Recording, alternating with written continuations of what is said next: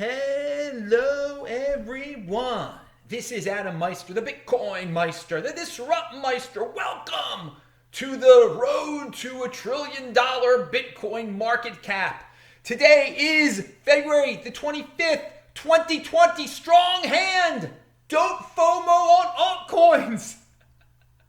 Conviction. All right. So on the road to $1 trillion market cap for Bitcoin, we've experienced all sorts of drama, and this is going to be something that happened recently because people's short-term memories, they don't seem to exist. There are people out there that are saying Adam was promoting MWC. He was telling people to buy it. And all of the people who have listening comprehension know that Adam was saying the opposite. That we get crypto dividends for free and we turn them into Bitcoin, and people who buy it are silly and ridiculous and insane. So, after this little intro, you're going to see something from February the 5th of this year. That's just, a few weeks ago now? A few weeks ago, right when it became obvious that some entity out there was buying up the MWC that we got for free for any price, just driving the price up like an insane person. And I said it was crazy. And I said I hoped that more crazy people like that with all sorts of money to blow keep on buying the stuff that us holders get for free, okay? So I said, let those crazy rich people make us rich, okay? By buying the stuff we get for free. And don't buy the stuff that we get for free. Never buy something that you get for free. That's one of the sayings on this show. Some of you have forgotten it out there. So this will be a fun one. It'll jog your memory in a second. Pound that like button. Again, the link is below to the original. So you can watch the original from February 5th. That's 20 days ago. Some of you have forgotten 20 days ago, apparently. So check it out. Enjoy. See ya. Bye. Pound that like button. This post from Andy Hoffman. It's a revealing post about the mentality. It's a larger picture post. It's talking about MWC and some inside information behind the pump. But it gives us a little foreshadow, I think, into the future of these so-called institutional investors. I call them gamblers or altcoin fund managers. I mean, institutional investor, you think more of a very formally structured organization. These are guys that represent people, and I'm not into formal organizations either, but I just want to clarify. There's a lot of dudes with a lot of money out there that want to be in on the next Bitcoin, okay? And Bitcoin is the next Bitcoin. So there are going to be times that other altcoins are going to pump faster than Bitcoin, okay? But it's a freaking gamble. But more and more of these people are going to be getting into the space. And Andy's onto something in this post, and which you should read. No, I mean, I don't agree with him 100% on everything that he says in it. Again, I don't buy things that I get for free.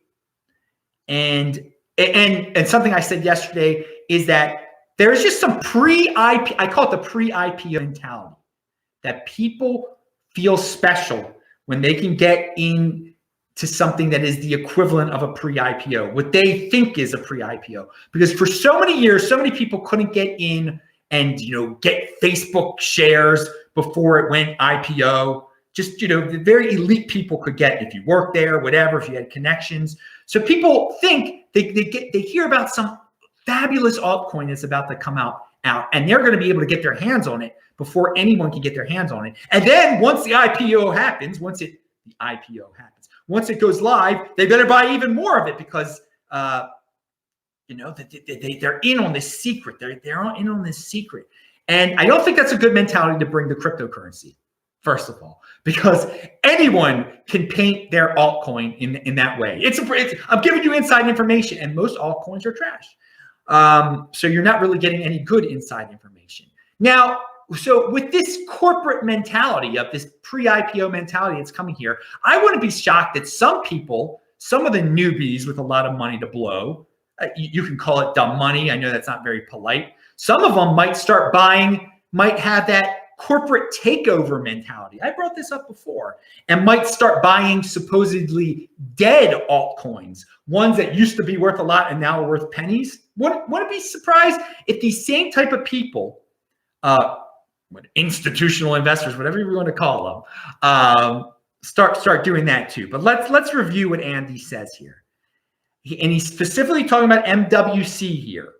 It attracted a major, unquestionably institutional investor who has taken a massive position given his stated expectations of MWC being worth $3 billion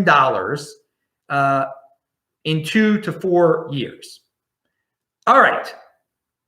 Now, you can believe whatever you want to. And dude, that's your prerogative. If you want to throw that much money into this thing, then be my guest. But Andy is he's putting it on the table there. He's saying, I was theorizing, there's an institutional investor there's a big investor, one of these crypto hedge fund guys that must beat Bitcoin's return, that is throwing a lot of money into this. Andy has identified one specific one. He hasn't given the guy's name, but apparently the guy is all over the place and not hiding this, that he's piling money into this for what we got for free. So this guy is the one that's giving you money for your free MWC. This is a real thing. This is a real thing. And I know it sounds so insane, but Andy's point is more and more of these guys are going to come in. And I hope they buy more things that I get for free. But this is just something to keep in mind about the future of the space. For those who say there are not going to be any more altcoin pumps, well, there might be like some really obscure altcoin pumps like this one. Because right now, this is a very obscure altcoin pump. No, it's not even listed on CoinMarketCap. It's not even, and the only people know about it is through Andy Hoffman in this show and a couple other people or whatever. All right, so he says MWC's market cap is already up to $95 million, depending on how you calculate it, despite trading on just one exchange. Now, a point to make is that its paper market cap is, but really, is it worth $95 million right now when it trades on one exchange in China? Really, is it? It's not. It's not. But if you do the pure math without real, then yeah, it's worth $95 million. Okay, so this compared to $40 million for Beam and $38 million for Grin. That said, the reason for this huge disparity is due entirely to the aforementioned major institutional investor who has easily bought up 20% of the supply and continues to aggressively add to his position. Okay, people, for those of you that are holding on to this, and I was wrong. I didn't think it could get much higher. Okay, I didn't understand the conviction that this dude has. Some can call it conviction. Some will call it something else. But he's bought up 20% of all the stuff out there. It's one person buying up 20% of everything. And so more and more of this type of thing is going to happen. And now this totally, okay. So just keep that in mind for the future. Like, we can't stop. If people want to, people could do whatever they want to do with their money. I'm just saying that these rich dudes. I mean, for me, I just find it fascinating that this person needs to beat Bitcoin's return so badly that he is buying 20% of some coin that's not even listed on CoinMarketCap, when he could. And this is a lot of money. This person has millions of dollars. Okay, we're talking millions of dollars. He could have bought Bitcoin with that. All right, he could have bought. But I mean, what's there to say there? You know what I would have done with millions? I wouldn't have gambled it. I'd go for the real thing here. Where Bitcoin's already reached $20,000. That was his previous all-time high, or 19,600, whatever it was. I would, and it's one day closer to that all-time high. you know it's going to get back there again. You could double. If you had millions of dollars to throw around in cryptocurrency, why wouldn't you go to something that is, you're going to likely double your money pretty soon? What's wrong with doubling your money? Well, clearly for these guys, it's gambling, man. They want 100x. They want 1,000x. But it's gambling. It's not guaranteed. It could all, if there's only one buyer, it could all collapse just at any moment. So he is extremely okay. Hang on, I want to just read everything here, and you can read Andy's. It's linked to below. Andy Hoffman talks about it, and I get it. He's not being like Andy in this article is being somewhat. I mean, he's being reasonable when he talks about this guy's position. Major, who has at least 20% and continues to aggressively add to his position. He's extremely professional in his approach, extremely transparent, and extremely confident in this end game. Oh yeah, he's confident. And clearly so deep-pocketed, it doesn't worry him one bit. This is the type of institutional investment I have screamed from the top of my lungs is coming to crypto. Now, that is a very interesting point. How many people like this exist, and how many of them are coming to this space? Because if there are a lot of them, just like this dude coming, there's going to be all sorts of wacky altcoin nonsense that you can't even believe. But it'll flow back into Bitcoin because there are a lot of logical people out there. They're like, I got this for free. If some dude wants to pay me some insane amount, I'm not waiting around. I'm getting more big. He's giving me precious Bitcoin for this. Oh my Lord. So he says, so don't be surprised if dozens, if not hundreds, just like him, are throwing massive amounts of capital at crypto in the next 12 to 24 months, particularly the small handful of coins with the potential to add value to the crypto ecosystem. In other words, there absolutely, this is Andy speaking again, there absolutely are next Bitcoins out there. Now, I do not agree with that, with the ability to rise at equally powerful trajectories. So what he's talking about is that, yes, there are coins out there that will rise faster than Bitcoin, but he phrases it in a way that makes me feel a little uncomfortable there. I don't like saying anything is the next Bitcoin, but it's not the next Bitcoin. Will there be some insane pumps out there? Yeah, there'll be insane pumps out there. That doesn't make it a Bitcoin. That makes it a flavor of the month. That makes it what some of the ones in the past were that I can't even remember their darn names. The one, what was it there? There's that fork of Dash, IOTA, that's what it makes them. Okay, and he says Mimblewimble is in my view, the most likely space to see Tesla-like growth.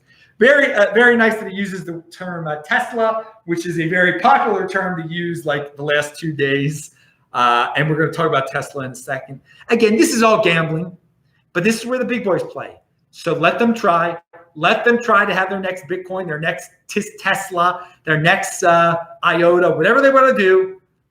Don't let it inspire you to be a gambler, though, okay? Because you're going to see more. If Andy's right, you're going to see a lot of rich people coming in, doing this kind of stuff, and they're gamblers. Don't say to yourself, well, if they can do it, then obviously I can get on the same run that they're clearly going to go get on. No. They are making Bitcoin holders wealthier. Don't be the fuel. Don't be the fuel that makes Bitcoin holders wealthier. Be the Bitcoin holder that is getting wealthier thanks to these dudes fueling this most of the time nonsense. So there's a little and read the article yourself. You get a little inside information of why it pumped and why other ones might pump and what we might see if there's going to be another altcoin season out there. And Andy says in the next 12 to 24 months, yeah, I time it.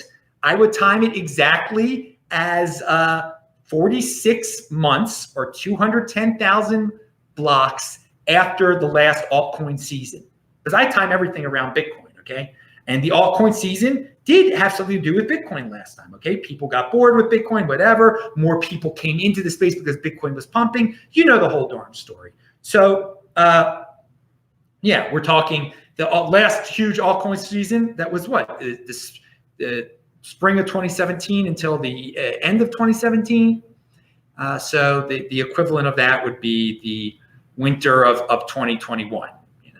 And then so hey, I'm not holding my breath for that stuff. I'm just telling you a little bit of what else is going on in this space. For me, the bottom line is you hang on to that Bitcoin, baby, and you don't get tempted by the altcoin seasons. You get the free altcoins, which you turn into Bitcoin, the crypto dividends. Pound that like button.